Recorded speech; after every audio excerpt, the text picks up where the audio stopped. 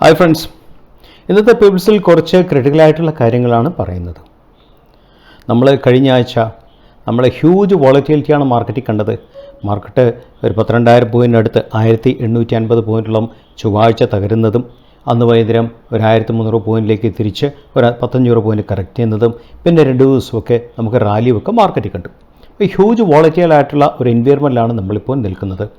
അതിനകത്ത് വലിയൊരു കാര്യം എന്താണെന്ന് വെച്ചാൽ പല ആൾക്കാരും ശ്രദ്ധിക്കാത്ത കാര്യം ഫോറിൻ പോർട്ട്ഫോളിയോ ഇൻവെസ്റ്റേഴ്സാണ് ഏറ്റവും കൂടുതൽ ഈ മാസം, അതായത് ജൂൺ മാസം ഇന്ത്യൻ മാർക്കറ്റിൽ ഷെയർസ് വിറ്റത്. 14,794 കോടിയുടെ ഷെയർസാണ് അവർ NSDL റിപ്പോർട്ട് പ്രകാരം അവർ ഇന്ത്യൻ മാർക്കറ്റ് വിറ്റത്. അത് വിൽക്കാനുള്ള ഏറ്റവും പ്രധാന കാരണം എന്ന് വെച്ചാൽ കറൻറ്റ് സ്റ്റേറ്റിൽ നിഫ്റ്റിയുടെ വാല്യുവേഷൻ എന്ന് പറയുന്നത് 23 അതേസമയം ചൈനീസ് മാർക്കറ്റിൽ വാല്യുവേഷൻ വന്നിട്ട് 10-11 ഉള്ളൂ ശരിക്കും. അപ്പോൾ ചൈനീസ് മാർക്കറ്റാണ് കുറേ കൂടെ വാല്യുവേഷൻ വൈസ് കുറേ കൂടെ ചീപ്പ്.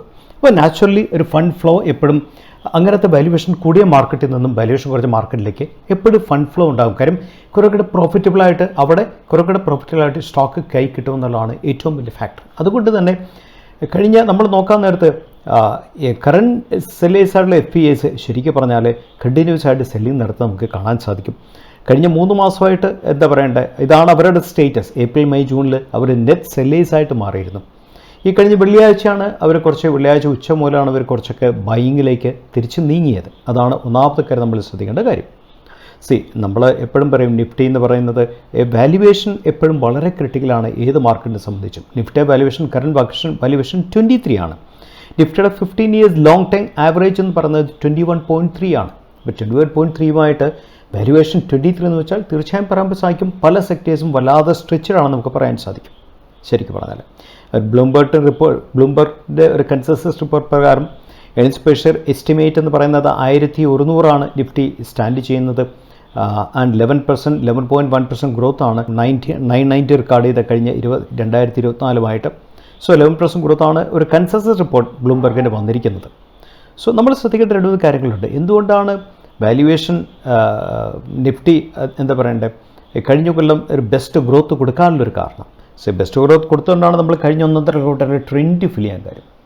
നമ്മൾ ശ്രദ്ധിക്കേണ്ട ഡിമാൻഡിലുള്ള ഒരു ഗ്രോത്ത് അല്ല ശരിക്കും, ഇൻപുട്സ് കോസ്റ്റിലുള്ള കുറവാണ് ശരിക്കും കമ്പനികൾക്ക് വലിയൊരു ഗ്രോത്ത് കൊടുത്തത്. 2 ടൈപ്പ് ഗ്രോത്ത് കൊടുക്കാം. ഒന്ന് ഡിമാൻഡ് കൂടി ഗ്രോത്ത് കൊടുക്കാം, അല്ലെങ്കിൽ ഇൻപുട്ട് കോസ്റ്റ് കുറഞ്ഞുകൊണ്ട് എക്സ്പെൻസ് കുറച്ചുകൊണ്ട് കമ്പനികൾക്ക് പെർഫോം ചെയ്യാൻ സാധിക്കും. ഇത് രണ്ടും വലിയ വാല്യൂഡാണ്.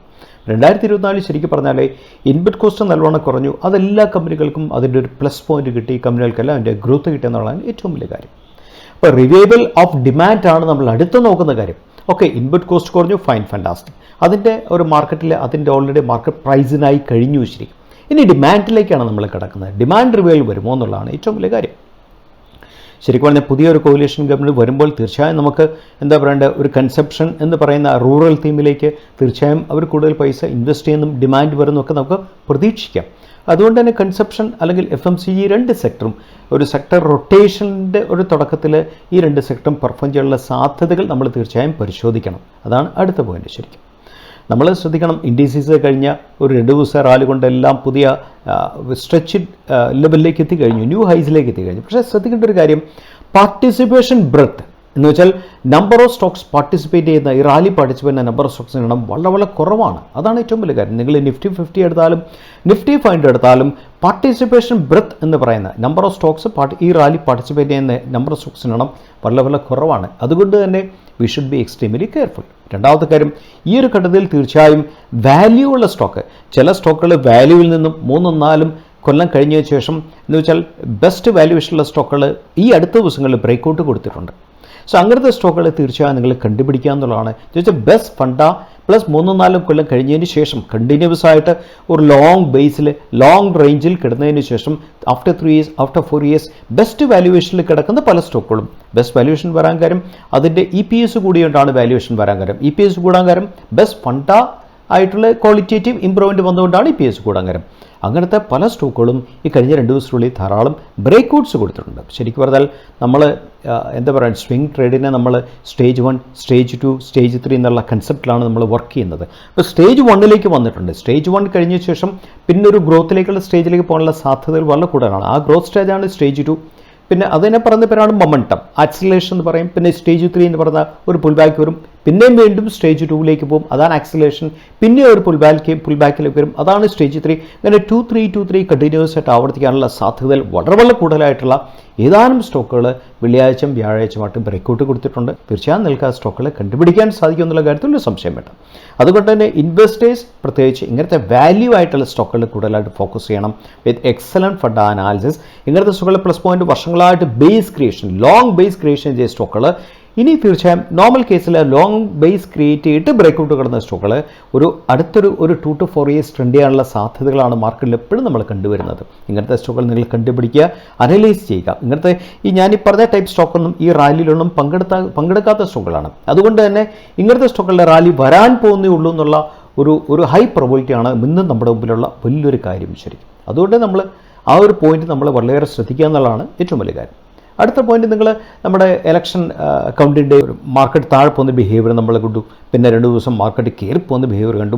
ഈ ബിഹേവിയറൊക്കെ കാണിക്കുന്നത് സെക്ടർ റൊട്ടേഷൻ, പല സെക്ടറും എന്ന് വെച്ചാൽ ത്രൈവ് ചെയ്ത പല സെക്ടേഴ്സും താഴെ പോയിട്ട് പുതിയ സെക്ടേഴ്സ് ലീഡറാകാനുള്ള സാധ്യതകളാണ് കാണിക്കുന്നത്.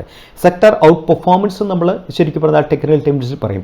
അങ്ങനെ ഔട്ട് പെർഫോമൻസിലേക്ക് വരുന്ന 2-3 സെക്ടർ നിങ്ങൾ തീർച്ചയായും നിങ്ങൾ പഠിക്കണം. ഔട്ട് പെർഫോമൻസിൽ വന്നു എന്ന് നമുക്ക് കൺഫർമേഷൻ ഒന്നും ആയിട്ടില്ല, പക്ഷേ തീർച്ചയായും FMCG നിങ്ങൾ ശ്രദ്ധിക്കുക, അതുപോലെ തന്നെ കൺസംപ്ഷൻ ശ്രദ്ധിക്കുക, IT ശ്രദ്ധിക്കുക, ഫാർമ സെക്ടർ, ഇതൊക്കെയാണ് ഡിഫെൻസീവ് സെക്ടേഴ്സ്. ബേസിക്കലി എപ്പോഴും ഒരു എൻവയറമെൻ്റൽ ഇൻസ്റ്റെബിലിറ്റി ഉണ്ടാകും. ഈ ഡിഫെൻസീവ് സെക്ടേഴ്സാണ് ഔട്ട് പെർഫോമൻസിലേക്ക് പോകുന്നത്. അഗ്രസീവ് സെക്ടേഴ്സൊക്കെ താഴെ വന്നിട്ട് ഡിഫെൻസീവ് സെക്ടേഴ്സ് ഒരു ലോങ് ടൈം നോക്കാതെ മേ ബി ഒരു 6 months 1 year ഒക്കെ ഒരു ടൈമിൽ നോക്കാൻ നേരത്തെ ഔട്ട് പെർഫോമൻസ് പോകാനുള്ള സാധ്യതകൾ എന്നുകൊണ്ട് അതിൻ്റെ ഏറ്റവും വലിയ എക്സാമ്പിളാണ് കോവിഡ് കാലത്താണ് ഈ സെക്ടേഴ്സൊക്കെ ഔട്ട് പെർഫോം ചെയ്തത്. പിന്നെ താഴെ പോയി, പിന്നെ എന്താ പറയുക അഗ്രസീവ് സെക്ടേഴ്സ് കയറി വന്നു, അപ്പോൾ ഈ സെക്ടറൊക്കെ താഴെ പോയി. ഇപ്പോൾ അഗ്രസീവ് സെക്ടർ താഴെ വരാനുള്ള സാധ്യതകൾ ഒരു 3-4 ദിവസം ട്രെൻഡിൻ്റെ അകത്തുനിന്നൊക്കെ നമുക്ക് ഒരു ചെറുതായിട്ട് കാണാൻ സാധിക്കും. ഇതൊന്നും കൺഫർമേഷൻസ് അല്ല. അതുപോലെ തന്നെ ഇങ്ങനത്തെ ഡിഫെൻസീവ് സെക്ടേഴ്സ് കയറാനുള്ള സാധ്യതകളും എപ്പോഴും മാർക്കറ്റിലുണ്ട്. അതും കൺഫർമേഷൻ ആയിട്ടില്ല. പക്ഷേ കുറച്ച് സമയം കുറച്ച് നാൾ ഇതിനെയൊക്കെ നമ്മൾ ഫോളോ ചെയ്താൽ നമുക്ക് നല്ല ക്ലാരിറ്റി കിട്ടാനുള്ള സാധ്യതകൾ എന്നും മാർക്കറ്റിലുണ്ട്. ശരിക്കും നമ്മളത് വളരെ ക്ലിയർ ആയിട്ട് ശ്രദ്ധിക്കണം. ഒരു കാര്യം, PSU സ്റ്റോക്സിൻ്റെ മൂവ്മെൻറ്റിനെ കുറിച്ച് തീർച്ചയായും നമ്മൾ കൺസേൺഡ് ആയിരിക്കുക. കാര്യം വെച്ചാൽ പുതിയ ഫിനാൻഷ്യൽ പോളിസീസ് അതേപോലെ വരുമോ എന്ന് നമുക്കറിയാൻ മേല.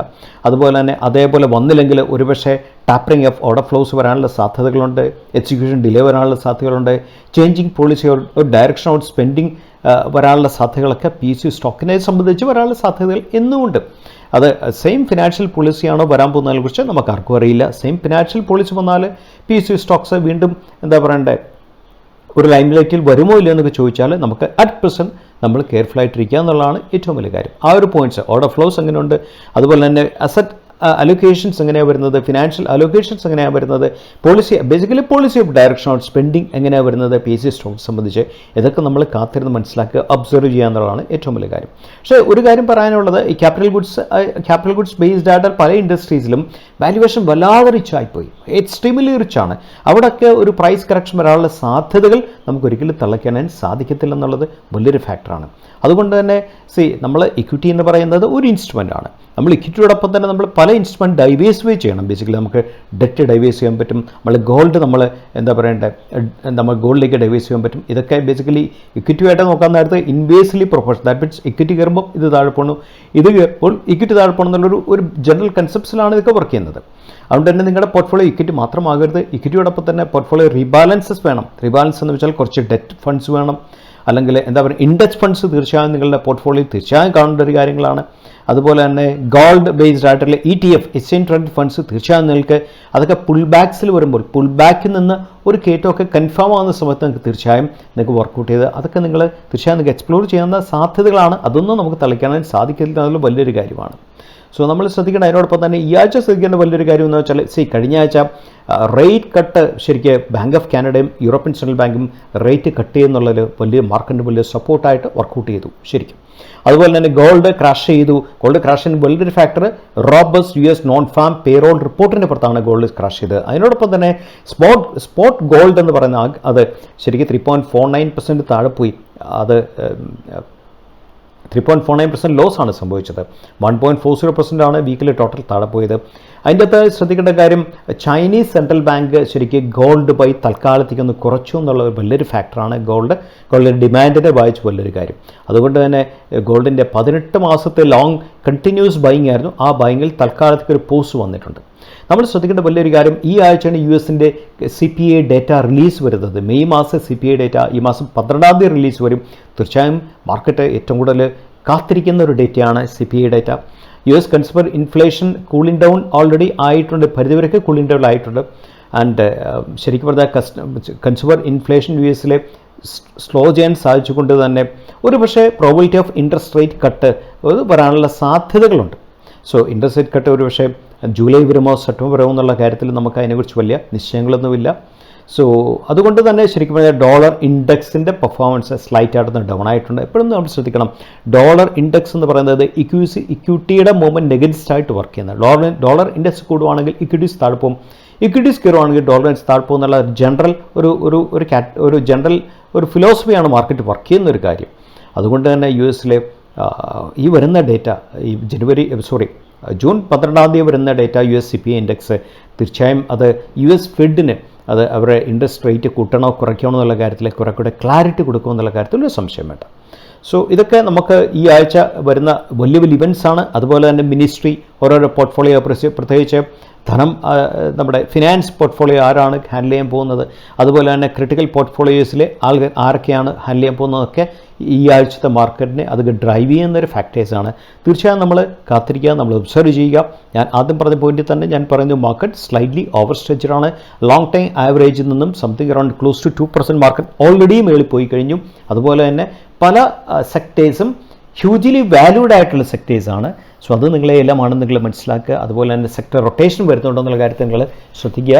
അതുപോലെ തന്നെ എക്സലൻറ്റ് പാരാമീറ്റേഴ്സിൽ പെർഫോമൻസിൽ കഴിഞ്ഞ 3-4 ഇയേഴ്സിന് ശേഷം ആദ്യമായിട്ട് ബ്രേക്കൗട്ട് എടുത്ത ചില സ്റ്റോക്കുകൾ ഓൾറെഡി മാർക്കറ്റിൽ സംഭവിച്ചിട്ടുണ്ട് കഴിഞ്ഞ വ്യാഴം വെള്ളിയായിട്ട്. അങ്ങനത്തെ സ്റ്റോക്കുകൾ നിങ്ങൾ ശ്രദ്ധിക്കുക. തീർച്ചയായും അതൊക്കെ നിങ്ങൾക്ക് ഒരു ബെസ്റ്റ് ട്രേഡറായിട്ട് നിൽക്കാനുള്ള സാധ്യതകൾ എപ്പോഴും നിങ്ങൾക്ക് കൂടുതലായിരിക്കും എന്നുള്ള കാര്യം പ്രത്യേകിച്ച് നിങ്ങൾ റിമെയിൻ ചെയ്യുന്നു.